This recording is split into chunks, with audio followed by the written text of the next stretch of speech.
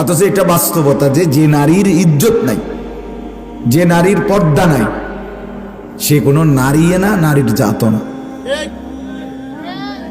সে কোনো মুসলমানের মেয়েও না, মেয়ের জাতও না। এটা অসভ্য ছাড়া, দুশ্চরিত্র ছাড়া, নিকৃষ্ট ছাড়া, খবিস ছাড়া আর কিচ্ছু।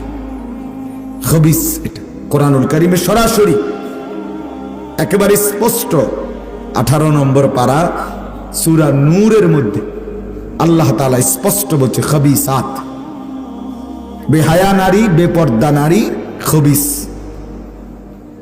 এবং বেহায়া বেপর্দা পুরুষ ছেলে মেয়ে একসাথে চলাফেরাটার মধ্যে যার কোনো বাস বিচার নাই, কোরআনে আল্লাহ তাআলা বলছে ওরা হচ্ছে খবিস পুরুষ আর ওরা হচ্ছে খবিস নারী।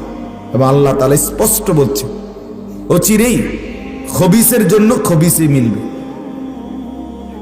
আল খাবিসাতু লিল খাবিসিন ওয়াল খাবিসুনা লিল খাবিসাত। পুরুষ খবিস তো স্ত্রীও খবিস, স্ত্রী খবিস পুরুষও খবিস, স্বামীও খবিস। এটাই মিলবে, এই জোড়া জোড়া মিলবে, কোরআনে আল্লাহ স্পষ্ট বলছেন।